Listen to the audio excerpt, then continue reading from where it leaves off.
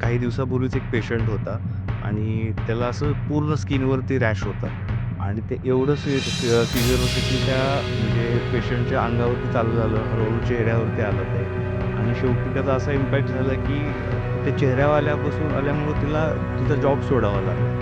खरं तर मला आत्ता आश्चर्य वाटतंय, की प्रत्येक एज ग्रुपसाठी सनस्क्रीन इम्पॉर्टंट असतं. तर की जी लोकं मेकअप करतात त्यांच्यासाठी सनस्क्रीन आहे. जनरली असं बोललं जातं. पण ती आता कल्पना थोडी जी आहे ती फॅक्ट आहे ती थोडी बदललेली आहे. कंटिन्युअसली आपण फोन असेल, लॅपटॉप स्क्रीन्स असेल किंवा घरातले जे दिवे असतात सीएफएल किंवा एल-ई-डीचे दिवे. तर ह्यानी काय होत असते, की आपल्या स्किनवरती त्याच्यामध्ये पण थोडे यूव्ही रेज असतातच आणि त्याचा आपल्या स्किनवरती इम्पॅक्ट होतच असतो. सनस्क्रीन मस्ट या पॉडकास्टमध्ये मी विदुला तुम्हा सर्वांचं स्वागत करते. खरं तर आपण आपल्या त्वचेची काळजी कशी घ्यावी आणि सनस्क्रीन हे फक्त आणि फक्त उन्हाळ्यात न वापरता वर्षभर कसं वापरावं याबद्दल जाणून घेण्यासाठी आज आपल्यासोबत असणारे महाराष्ट्रातील तसेच पुण्यामधील सुप्रसिद्ध कॉस्मेटॉलॉजिस्ट आणि dermatologist doctor Vishal Gore Patil. Hello, hi doctor. Hashtag sunscreen must या पॉडकास्टमध्ये तुमचं स्वागत आहे. Thank you, thank you. Yes. Doctor खरं तर आज मजा येणार आहे गप्पा मारताना. कारण असं म्हणेल मी, मला खूप गोष्टी जाणून घ्यायच्या आहेत. उन्हाळा नुकताच सुरू झाला आहे, त्यामुळे त्वचेची काळजी घेणं फार महत्त्वाचं आहे. तर पॉडकास्ट सुरू करूया आपण? येस. हां. हा पॉडकास्ट सुरू करत असताना मला सुरुवातीला जाणून घ्यायला आवडेल, की अशी कुठली केस आहे, जी तुम्हाला सांगावीशी वाटेल, ज्यामुळे तुम्हाला खरंच छान वाटलेलं तुमच्या आयुष्यात किंवा मेमोरेबल गोष्ट अशी जी एखादी केस पेशंटच्या संदर्भातली? नाही असं बघितलं तर भरपूर अशा काही केसेस असतात आणि त्या आमच्या दृष्टीने चॅलेंजिंग असतात, पण कधी-कधी पेशंटच्या साईडने पण खूप चॅलेंजिंग असतात. आता काही दिवसापूर्वीच एक पेशंट होता आणि त्याला असं पूर्ण स्किनवरती रॅश होता आणि ते एवढं सिव्हिअर होतं, की त्या म्हणजे पेशंटच्या अंगावरती चालू झालं, हळू चेहऱ्यावरती आलं ते आणि शेवटी त्याचा असा इम्पॅक्ट झाला, की ते पेशंट फिमेल पेशंट होता आणि she used to work in a front desk. तर ते चेहऱ्यावर आल्यामुळं तिला तिचा जॉब सोडावा लागला आणि मग त्याचा इम्पॅक्ट त्याच्या पूर्ण फॅमिलीवरती पडला. पण ॲक्चुअली ते पेशंट ट्रीटमेंट घेत होतं, पण त्याचं योग्य असं निदान झालं नव्हतं. जेव्हा ते पेशंट माझ्याकडे आलं आणि आम्ही चेक केलं, तर पेशंटला फंगल इन्फेक्शनचं ट्रीटमेंट चालू होतं. पण जेव्हा मी त्याला एक्झामिन केलं, आम्ही जेव्हा चेक केलं, तेव्हा we come to know it is a psoriasis. Okay. आणि जेव्हा आम्ही ती ट्रीटमेंट चालू केली आणि व्यवस्थित सगळं क्रीम्स आणि पेशंटला सगळ्या प्रिकॉशन्स सांगितल्या. एका महिन्याच्या त्या टाईममध्येच ते स्किन लिजन्स एकदम छान इम्प्रूव्ह झाले आणि पेशंटचा तो कॉन्फिडन्स परत एकदा इम्प्रूव्ह झालेला आम्ही बघितला. तेव्हा असं खरंच वाटतं, की कधी-कधी एकदम छोटी गोष्ट असते, अंगावर रॅश आलेला असतो आणि आपण पेशंट काय असतो, की काही कामामुळं किंवा वैयक्तिक कमिटमेंट्समुळं त्याकडे दुर्लक्ष करतो आणि शेवटी ते अशा काही इम्पॅक्ट होतो, की त्याचा पेशंटवरती होतो, पेशंटच्या फॅमिलीवरती होतो. पण तिथं योग्य डॉक्टर असणं, एक पेशंटला व्यवस्थित कॉन्फिडन्समध्ये घेऊन त्याला व्यवस्थित सल्ला घेणं आणि आपण पाहतो की महिन्याभरात त्या पेशंटचा परत कॉन्फिडन्स इम्प्रूव्ह झाला आहे. तो परत काम रिझ्यूम करतोय आणि हे खूप रिवॉर्डिंग वाटतं एखादा डर्मॅटॉलॉजिस्ट म्हणून. खरं तर चेहऱ्यावरची स्माईल खूप महत्वाची असते कुठल्याही पेशंटच्या आणि ती स्माईल तुम्हाला आनंद देऊन जाते. खरं तर उन्हाळा सुरू होतोय डॉक्टर आणि अशी कुठली गोष्ट आहे, कुठल्या स्टेप्स आम्ही फॉलो करायला हव्या सनस्क्रीन यूज करताना? उद्याला थँक यू. तू खूप मला चांगला प्रश्न विचारला. सनस्क्रीन असं आहे, की सनस्क्रीन लावल्यामुळे तू खूप सुंदर दिसणार आहे किंवा छान दिसणार आहे असं नाहीये. आता हे जे सध्याला जे सोशल मीडियाचं जग आहे, त्यात Instagram आहे, Facebook आहे, YouTube आहे. इथं सगळ्यांना खूप चांगलं दिसायचं आहे. पण सनस्क्रीनने तरी तू काही असं चांगलं दिसणार नाहीये. पण सनस्क्रीन काय होतं, की खूप स्किनच्या जे महत्त्वाच्या गोष्टी त्याच्यावरती काम करतं. ते तुला स्किन एजिंग होऊन देत नाही, तुला पुढे जाऊन होणारं पिगमेंटेशनचे चान्सेस होऊन देत नाही, पुढे जाऊन स्किनवरती येणाऱ्या सुरकुत्या असतात. तर ह्या सगळ्या गोष्टी आपण सनस्क्रीनमुळं टाळू शकतो. आणि तू जसं विचारलं, की प्रत्येक वेरीजसाठी वेगवेगळ्या प्रकारचं सनस्क्रीन असतं. जर आपण लहान वयाचं जर घेतलं, तिथं आपण बेसिकली फिजिकल सनस्क्रीनचा आपण युजुअली वापर सांगतो. ज्याच्यामध्ये झिंक ऑक्साईड, टायटॅनियम ऑक्साईड यासारखे मॉलिक्यूल आपण बघतो. जे मधलं एज आहे साधारण एक टीन एज म्हणतो आपण एक 12-13 ते 20 इथं स्किन खूप ऑइली असतं. तिथं आपण काही वेगळे फॉर्म्युलेशन्स ज्याच्यामध्ये फॉर्म्युलेशन म्हणजे नॉन कोमेडोजेनिक म्हणजे जिथं पिंपल येण्याची क्षमता कमी असतं. जेल फॉर्म्युलेशनमध्ये शक्यतो आपण त्या एज ग्रुपमध्ये आपण सनस्क्रीन बघतो. आणि जे मिडल एज आहेत म्हणजे अबोव्ह 30 टू 50 ह्याच्यामध्ये आपल्याला थोडं कॉस्मेटिकली एलिगंट आणि वर्क प्रोफेशनसाठी जसे कॉम्पॅटेबल होतील अशा काही silicon base matte finish sunscreen आपण युजुअली पाहतो. आणि जे अबव्ह 50 जे एल्डर एज पॉप्युलेशनमध्ये आपण usually sunscreen with other factors like moisturisation आणि अँटी एजिंग फॅक्टर अशा प्रकारचे आपण सनस्क्रीन त्या एजसाठी पाहतो. खरं तर मला आता आश्चर्य वाटतंय, की प्रत्येक एज ग्रुपसाठी सनस्क्रीन इम्पॉर्टंट असतं. हे नव्हतंच माहिती. कारण आपण बघत असतो, की जगामध्ये आपल्याला असं वाटतं, की जी लोकं मेकअप करतात त्यांच्यासाठी सनस्क्रीन आहे. जनरली असं बोललं जातं. तर मग एक्झॅक्टली अशी सनस्क्रीन, परफेक्ट सनस्क्रीन किंवा सनस्क्रीनची काय भूमिका असेल प्रत्येकाच्या, जसं आता तुम्ही सांगितलंत. पण जसं तुम्ही म्हणालात, की छोट्या मुलांसाठी एक वेगळं सनस्क्रीन असेल, मोठ्यांसाठी एक वेगळं सनस्क्रीन असेल किंवा प्रौढांसाठी. तर मग सेलिब्रिटी याच गोष्टी फॉलो करत असतील का? ज्याच्यामुळे खरं तर त्यांची स्किन इतकी छान राहते? हो, नक्कीच, नक्कीच. ते सनस्क्रीन तर वापरतच असतात. पण त्याच्या व्यतिरिक्त पण काही भरपूर गोष्टी असतात, त्या ते फॉलो करत असतात. जसं की स्लीपला खूप ते चांगलं महत्त्व देतात. एकदम चांगल्या प्रकारची झोप घेतात ते. सेकंड एक्सरसाइज चा पण खूप रोल आहे. म्हणजे फिजिकल एक्सरसाइज ॲज वेल ॲज मेडिटेशन. हं. ह्या दोन्ही गोष्टी पण तेवढ्याच महत्त्वाच्या आहेत आणि डायटरी चेंजेस. जे आहारामध्ये बघितलं तर तुझं फ्लुइड कंटेंट आणि सॉलिड कंटेंट खूप महत्त्वाचं आहे. कारण जे काही स्किनमध्ये जे कोलॅजन असतं किंवा जे आपण जे सॉफ्ट टिश्यू असतात त्याच्यामध्ये हायड्रेशनचा खूप रोल आहे. हं. आणि ह्या सगळे हायड्रेशन आपल्या स्किनचं एक फ्रेमवर्क आहे, स्केलेटल आहे. म्हणजे स्किन जेव्हा चांगली दिसणार आहे, जेव्हा खालचं जे मॅट्रिक्स आहे, जे सबक्युटेनस टिश्यू आहे, ही व्यवस्थित हायड्रेटेड आहे. तरच आपली स्किन चांगली आहे. तर ह्या लोकांकडून सेलिब्रिटीजकडून ह्या सगळ्या गोष्टींचं काळजी घेतली जाते. त्यामुळेच त्यांची स्किन तेवढी छान आणि रेडिएटिंग दिसते. खरं तर सनस्क्रीन आपण म्हणतो, पण सनस्क्रीन लावण्याच्या आधी काही अशा कुठल्या गोष्टी आहेत, ज्या स्टेप्स आपण प्रकर्षाने फॉलो करायला हव्यात, तर ती काय असायला हवे स्टेप्स, हे तुम्ही सांगू शकाल सुरुवातीला? Yes, yes. सनस्क्रीनच्या आधी सगळ्यात महत्त्वाचं म्हणजे चेहरा पहिला वॉश केला पाहिजे. हं. नंतर मॉइश्चरायझर आणि देन सनस्क्रीन. तर फेस वॉश करताना युजुअली स्किन टाइपनुसार फेस वॉश वापरला पाहिजे. Face wash should be gentle. म्हणजे तू अजिबात खूप चेहरा चोळून, घासून धुतला नाही पाहिजे. Just use your finger tips properly आणि जस्ट हे करून वॉश करून तुम्हाला टॉवेलनी टॅप करायचं आहे. भरपूर पेशंट आम्ही प्रॅक्टिसमध्ये पाहतो, की ते ओव्हरडू करतात. म्हणजे खूप जास्त प्रमाणामध्ये प्रेशर इंड्यूस करतात किंवा फडक्याने जोरात चोळतात. तर ते सगळ्यात महत्त्वाचं टाळलं पाहिजे. Second moisturisation is also important. कारण जेव्हा तुम्ही स्किन कोणत्याही क्लेन्झरने धुता, सगळ्यात महत्त्वाचं जे आहे ते हायड्रेशन स्किनचं मेंटेन झालं पाहिजे आणि त्याच्यावरून सनस्क्रीन ॲज अ बॅरियर काम करतं. मग त्याच्यामुळे काय होतं, की तुमचं इंटरनल स्किन पण हायड्रेटेड आहे आणि वरून तुम्ही स्किनला एक सील करताय जेणेकरून जे काही रेडिएशन्स आहे, पोल्युशन आहे, तर ह्याचा आपल्या स्किनवरती काही इम्पॅक्ट पडत नाही. तर ही एकदम आयडियल पद्धत होईल. जर तुम्ही चेहरा व्यवस्थित धुवून, टॅप करून मॉइश्चरायझर लावायचा आणि नंतर सनस्क्रीन. आता जसं आपण बघतोय, की नुकताच म्हणजे हिवाळा तर संपत आलाय आणि उन्हाळा आहे. मार्च महिना आपण म्हणतो, की थोडी गरमी, थोडी थंडी असंही असतं मार्च महिना. तर या काळात त्वचा कधी रुक्ष होते, कधी त्वचा खूपच म्हणजे खूपच ओलसर वाटते. तर या काळात विशेष काय काळजी घेतली पाहिजे आपण?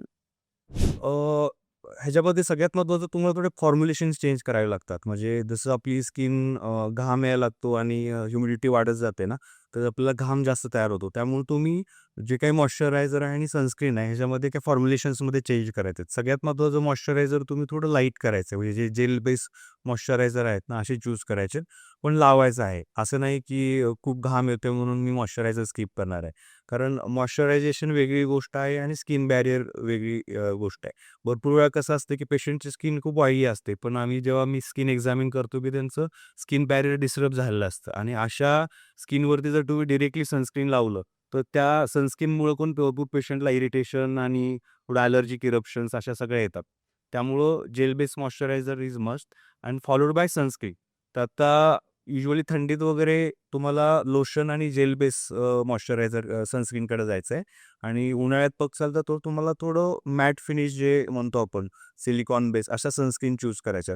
त्याच्यामध्ये कसं असतं की जे काही स्किनमधून जे एक्स्ट्रा ऑइल किंवा जे पर्स्पिरेशन होतं, तर ते पूर्ण मॅटमुळे ॲब्सॉर्ब होतं आणि तुमच्या स्किनचं टेक्स्चर एक युनिफॉर्म राहतं. जर इथं जर भरपूर पेशंट लोशन बेस किंवा जर जेल बेस सनस्क्रीन वापरल्या, तर काय होतात की त्या एकतर जे घाम आहे आणि ते कंबाईन होऊन असं एकदम चेहरा ऑइली दिसायला लागतो, डल दिसतो. हं.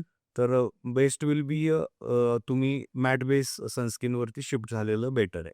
म्हणजे तिन्ही ऋतूंचे 3 वेगळे फॉर्म्युलाचे सनस्क्रीन आपण यूज करायला हवेत. Yes, yes. आयडियली. नक्की. जसं तुमचं वातावरणात बदल होतो, आपण जसे वेगळे कपडे वापरतो, त्याप्रमाणे तुमच्या स्किनच्या कंडिशननुसार चेंज होणाऱ्या वातावरणानुसार तुम्हाला सनस्क्रीनमध्ये आणि मॉइश्चरायझरमध्ये पण बदल करणं गरजेचं आहे. आणि त्यातल्या त्यात स्पेशली तुमचं एज बघता तुमचं एज प्लस तिन्ही तुमचे ऋतू आणि तुमची स्किन टाइप. येस. म्हणजे याच्यासाठी एका प्रॉपर आपल्याला स्पेशलिस्टचीच गरज आहे. नक्की, हे नक्की. आपल्याला जाणून घ्यायला हवं. तुम्हाला एक बेसिक इव्हॅल्युएशन करणं खूप गरजेचं आहे. हं. तुम्ही जे काही डर्मॅटॉलॉजिस्ट अवेलेबल असतील तिथून भेटून तुम्ही या सगळ्या गोष्टी पहिला डिस्कस केल्या पाहिजेत, की ॲज आपण म्हणलं, की एज काय आहे, वर्क टाइप कसं आहे, म्हणजे तुम्ही इनडोअर आहात, आउटडोअर आहात, हं. नाही का? किंवा असं काही ॲथलीट्स असतात, स्विमर्स असतात. हे स्पेशल सिनॅरिओसाठी पण काही वेगळे फॉर्म्युलेशन्स असतात. जसं आपण वॉटर प्रूफ सनस्क्रीन म्हणतो, वॉटर रेझिस्टंट सनस्क्रीन म्हणतो. तर ह्या गोष्टीचे आपल्याला त्या पेशंटच्या त्या प्रोफाईलनुसार आपल्याला तसं फॉर्म्युलेशन चेंज करावं लागतं. खरं तर असं सगळेजण म्हणतात, "मी तर घरातच राहतो. मी घराच्या बाहेर जात नाही किंवा मी तर घरातच काम करते बाई. तर मग मला काय सनस्क्रीनची गरज?" तर त्यांना तुम्ही काय सांगाल, की काय गरज असते एक्झॅक्टली हा एकदम महत्त्वाचा प्रश्न आहे. आजकाल आम्ही जेव्हा पेशंटला काही पिगमेंटेशनसाठी वगैरे सनस्क्रीन सांगतो, तेव्हा आम्हाला पहिला हाच प्रश्न येतो, की "अहो डॉक्टर, आम्ही तर घरातच आहे आणि आम्हाला काय सनस्क्रीनची गरज आहे, आम्ही तर बाहेर जात नाही." पण ही आता कल्पना थोडी जी आहे ती फॅक्ट आहे ती थोडी बदललेली आहे. आज आपण जरी घरात असू तरी आपलं डिजिटल गॅजेटचा वापर खूप वाढलेला आहे. हं. कंटिन्युअसली आपण फोन असेल, लॅपटॉप स्क्रीन्स असेल किंवा घरातले जे दिवे असतात, CFL किंवा LED चे दिवे. तर ह्यानी काय होत असतं, की आपल्या स्किनवरती त्याच्यामध्ये पण थोडे UV रेज असतातच आणि त्याचा आपल्या स्किनवरती इम्पॅक्ट होतच असतो. त्यामुळे करंट गाईडलाईन आहेत, की इरिस्पेक्टिव्ह तुम्ही इनडोअर आहेत का आउटडोअर आहात, तुम्ही सनस्क्रीन वापरलं पाहिजे. डॉक्टर असं जनरली म्हटलं जातं, की सनस्क्रीन हे रासायनिक असल्यामुळे ते जलचरांना सुद्धा इफेक्ट करतात आणि ह्युमन्सला सुद्धा इफेक्ट करतात. तर मग हे खरंच असं आहे आणि असे कुठले सनस्क्रीन आहे, की जे या दोन्ही घटकांना इफेक्ट नाही करणार? म्हणजे जलचरांनाही त्रास होणार नाही आणि ह्युमन्सलाही त्रास होणार नाही. असे कुठले सनस्क्रीन आहे जे तुम्ही सांगाल? Yes, yes, yes. नाही, हल्लीच्या काळी ह्याविषयी थोडा अवेअरनेस वाढलेला आहे. जे काही केमिकल फिल्टर होते जुने, ऑक्सिबेन्झोन, बेन्झोफिनोन्स किंवा आयोबेन्झोन्स. तर तुम्ही कोणतेही जेव्हा सनस्क्रीन घ्यायला जाता ना, तुम्ही त्याच्यामध्ये इन्ग्रीडियंट्स जे असतात, फिल्टर्स जे असतात ना, त्यात हे नावं बघायचे. त्याच्यामध्ये ऑक्टिबेन्झोन, बेन्झोफिनोन्स आणि अॅवेबेन्झोन्स असे काही जर तुम्हाला नावं दिसली, तर तुम्ही कन्सिडर करू शकता की ते सनस्क्रीन चांगलं नाही. कारण भरपूर काही म्हणजे पाश्चात्य देशामध्ये ह्या घटक असलेल्या सनस्क्रीन आता त्यांनी वापरणं बॅन केलेलं आहे, थांबवलेलं आहे. कारण ह्याचा वापरणाऱ्या व्यक्तीला पण थोडा धोका आहे. म्हणजे ॲलर्जी टेंडन्सीपासून कॅन्सरपर्यंतचे त्यांनी कन्सर्न्स रेज केलेत. आणि त्याबरोबर जेव्हा आपण ते वॉश करतो, तर ते ॲक्वेटिक लाईफला पण त्याचा इम्पॅक्ट झालेला त्यांना जाणवलेला आहे. तर त्यामुळं आजकाल भरपूर सनस्क्रीन अवेलेबल आहेत. पण तुम्ही फक्त हे जर फक्त इन्ग्रीडियंट्स लिस्ट बघितली आणि हे जर तुम्ही इन्ग्रीडियंट्स टाळले, तर then you are safe to go. हं. खरं तर मी आत्ता ते सनस्क्रीन पाहिलं आणि मला माझं सनस्क्रीन आठवलं. मी सुद्धा हे यूज करते. Same sunscreen. तर याचं ॲप्लिकेशन कसं असलं पाहिजे याच्याबद्दल जर तुम्ही मला सांगितलं तर मला ते खूप जास्त हेल्पफुल होईल. येस. हे सनस्क्रीन बघितलं ना, तर हे चांगलं सनस्क्रीन आहे. कारण ह्याच्यामध्ये आता ओव्हरऑल जर बघितले फिल्टर्स, तर हे चांगले आहेत. SPF 30 आहे, PA 333 आहे.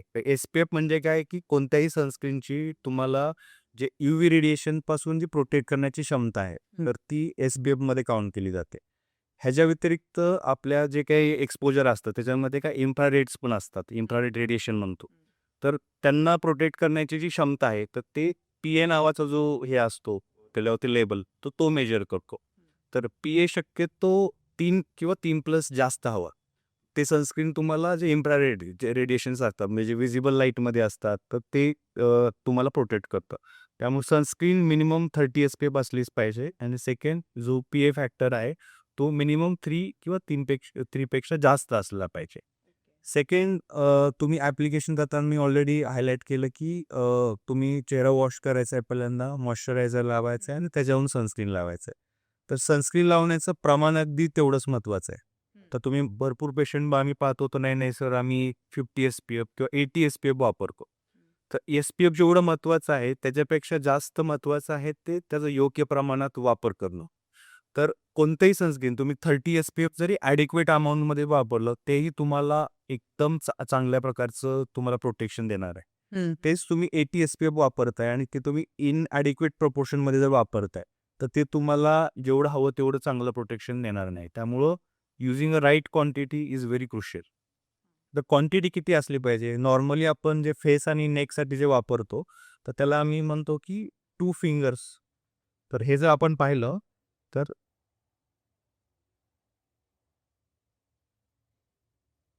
ओह! Yes, this is the quantity 2 fingers. Okay. हो, एवढी क्वांटिटी आपल्याला पूर्ण entire face, ears, neck and back of the neck एवढं कव्हर करण्यासाठी सफिशियंट आहे. सेकंड आता तुम्ही सनस्क्रीन वापरलेली आहे. पुढचं तुम्ही ते किती फ्रिक्वेंटली वापरली पाहिजे. जर तुम्ही इनडोअर आहात, घरात आहात, तर तुम्ही एक 3 ते 4 तासाच्या अंतराने तुम्ही रिअप्लाय केलं पाहिजे. त्याच्यामध्ये भरपूर पेशंट म्हणतात, की "सर आम्हाला वेळ मिळत नाही किंवा काही नाही." तर रिॲप्लिकेशन तुम्ही आहे असं केलं तरी चालेल. म्हणजे प्रत्येक वेळी चेहरा धुवायचीच गरज नाही. सकाळी तुम्ही मॉइश्चरायझर लावून सनस्क्रीन लावलेलं आहे. 3 तासानंतर तुम्हाला वेळ नाही, तर तुम्ही ऑफिसच्या गडबडीत आहात, तर डायरेक्टली रिअप्लाय करू शकता. ओके. पण जे आउटडोअर आहेत, बाहेर ट्रॅव्हल करतायत किंवा असं बीच साईट आहे, तिथं खूप जास्त एक्सपोजर आहे किंवा ह्युमिड वेदर आहे, खूप स्वेटिंग होतंय. इन दॅट केस तुम्ही रिॲप्लिकेशन हे 2 तासांनी केलेलं आयडियल राहतं. ओके. ही कन्सेप्ट खरं तर मलाही नव्हती माहिती. म्हणजे रिॲप्लिकेशन आपण एक ठरवतो ना, की सकाळी मी सनस्क्रीन यूज केलं, तर मला संध्याकाळी गरज नाही, संध्याकाळपर्यंत ॲटलीस्ट. कारण आपण एक नाईट फॉलो करतो आणि डे. तर ही महत्त्वाची गोष्ट आहे. जसं तुम्ही म्हणालात, की 60-80 असं आपण एस-पी-एफ करत असतो. तर मग याचं काही टाईम ड्युरेशन वाढतं? म्हणजे 30 एस-पी-एफ असेल तर इतके टाईम, 60 असेल तर नाही, नाही, नाही, नाही. टायमिंग आणि एस-पी-एफचं रिलेशन नाहीये. Exact. SPF indicate the protection value of your sunscreen. That too against UV radiations. मी हा प्रश्न यासाठी विचारला, कारण सोशल मीडियावरती सर्रास याच्यावरती बोललं जातंय, की जर तुम्ही एस-पी-एफ 60 यूज केलं, तर तुम्हाला इतक्या टाईम ड्युरेशनमध्ये पुन्हा ते ॲप्लिकेशन करण्याची गरज नाही. तर ही अवेअरनेससाठी तुम्ही एकदा सगळ्या प्रेक्षकांना नक्की सांगाल याबद्दल? नक्की, नक्की, नक्की. एस-पी-एफ आहे ते फक्त तुमचं सनस्क्रीनचं यूव्ही रेडिएशन प्रोटेक्शनचं माप आहे. ते तुम्ही किती लांब काम करणार ह्याचं ते मोजमाप नाहीये. त्यामुळं तुम्ही एस-पी-एफ 30 वापरा किंवा 50-80 वापरा. तुम्ही ते इनडोअर आहात तर 3 to 4 अवर्सनी रिअप्लाय करायचं आहे. आउटडोअर असाल तर तुम्हाला 2 अवर्सनी रिअप्लाय करायचं आहे. डॉक्टर खरं तर एक महत्त्वाचा मुद्दा तो म्हणजे एखाद्याच्या चेहऱ्यावरती मुरूम असतील किंवा सेन्सिटिव्ह स्किन असेल, तर अशा व्यक्तींनी सनस्क्रीन कसं यूज करावं किंवा सनस्क्रीन यूज करताना कुठली काळजी घ्यावी? ओके.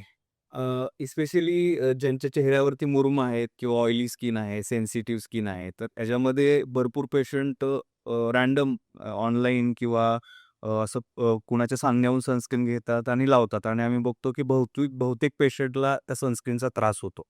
तर ह्याच्यामध्ये आपण एक लक्षात घेतलं पाहिजे की सनस्क्रीन ही तुम्हाला प्रोटेक्ट करण्यासाठी आहे. पण त्यासाठी तुमचं आतचं जे स्किन आहे, अंडरलाइंग स्किन आहे, ते खूप हेल्दी असणं गरजेचं आहे. तर अशा केसमध्ये युजुअली आम्ही काय करतो, की आम्ही जेव्हा पेशंटचं ट्रीटमेंट चालू करतो ॲक्नेचं, तेव्हा त्यांना आम्ही सांगतो, की आम्ही मॉइश्चरायझर बेस सनस्क्रीन असतात. म्हणजे जे काही सनस्क्रीन अशा असतात, की त्याच्यामध्ये मॉइश्चरायझर आहे आणि त्यात सनस्क्रीन फॅक्टर्स पण आहेत. असे सनस्क्रीन्स आम्ही युजुअली चालू करतो आणि पेशंटला सांगतो, की जेव्हा तुम्ही खूप बाहेर जाणं आहे, हेवी सन एक्सपोजर होणार आहे, त्यावेळेस तुम्ही चेहरा फिजिकली कव्हर करा. कारण अशा स्टेजमध्ये जर आपण एस-पी-एफ 30-50 आणि जर आपण मॅट सनस्क्रीन दिला, तर भरपूर पेशंटला त्रास होतो, ब्रेकआउट्स वाढतात, स्किन इरिटेशन होतं.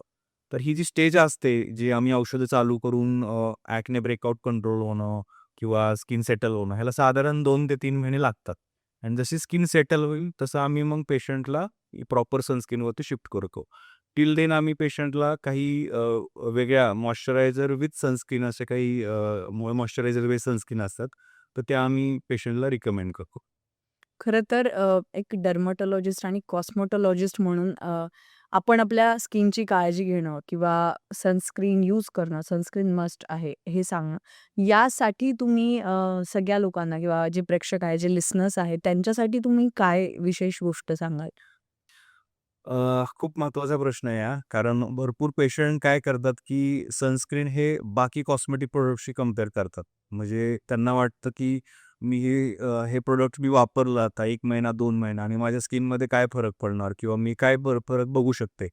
तर सनस्क्रीन तसं नाहीये. सनस्क्रीन हे तुम्हाला एका दिवसात, 2 दिवसात काम करणार नाही. हे जेव्हा तुम्ही over the period of time, long years जेव्हा तुम्ही कंटिन्यू करणार आहे, that is also in a proper way. हं.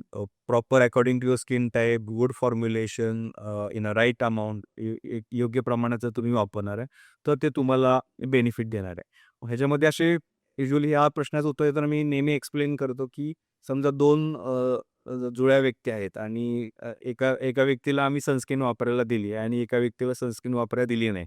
त्यांचा आज एक फोटो घेतला आणि आम्ही त्यांचा एक 5 वर्षांनी 10 वर्षांनी फोटो घेतला. तर असं लक्षात येईल की आपल्याला जो माणूस सनस्क्रीन रेग्युलरली वापरतोय, त्याची सनस्क्रीन ही 10 वर्षांनी जेव्हा आम्ही फोटो कंपेअर करू, तर त्यावेळेस ती खूप बेटर असणार आहे आणि इन ऑल ॲस्पेक्ट्स. म्हणजे स्किनचं एजिंग म्हणा, स्किनवरती येणारे डाग म्हणा किंवा एक स्किनचा हेल्दीनेस म्हणा, हा सगळा जो सनस्क्रीन वापरणाऱ्या पेशंटचा आहे, तो बेटर असणार आहे rather than sunscreen non user. तर त्यामुळं सनस्क्रीन करणं तुम्ही असं शॉर्ट टर्म काय एक्सपेक्ट करू नका, की मी हे आज लावेल आणि मला महिन्यात लगेच काय फरक पडेल. इट्स अ हॅबिट आणि ते तुम्हाला रेग्युलरली फॉलो करायचं आहे आणि ते तुम्हाला लाँग टर्ममध्ये त्याचा रिझल्ट डेफिनेटली दाखवणार. खरं तर हा एक क्वेश्चन आत्ता तुम्ही बोललात त्यामुळे मला वाटला म्हणून विचारते. डॉक्टर माझी स्किन खूप हेल्दी आहे किंवा मला गरजच नाहीये कॉस्मेटॉलॉजिस्ट किंवा डर्मेटॉलॉजिस्टकडे जाण्याची. पण तरीसुद्धा मी जाऊन त्यांच्याकडून प्रॉपर एक कुठलंतरी सनस्क्रीन सजेस्ट करून घ्यायला हवं का जे मी यूज करू शकते? नक्की, नक्की, नक्की. कारण आजकाल तुम्ही बघितलं ना, तुम्हाला एवढे वास्ट ऑप्शन्स आहेत ना आणि भरपूर पेशंट खूप कन्फ्युज्ड असतात आणि इव्हन ते खूप ट्रायल एंड एरर करून बसलेले असतात. हे सनस्क्रीन वापरतात, ते सनस्क्रीन वापरतात. तर आणि अल्टिमेटली त्या ह्या ह्या नोशनला येतात, की "अरे नाही, नाही, सनस्क्रीन चांगलंच नसतं आणि ह्याचा मला त्रासच होतो." नाही का? तर हे जर टाळायचं असेल, तर नक्की तुम्ही त्वचारोग तज्ञांना भेटा तुमच्या जवळच्या. तुमची स्किन जाणून घ्या.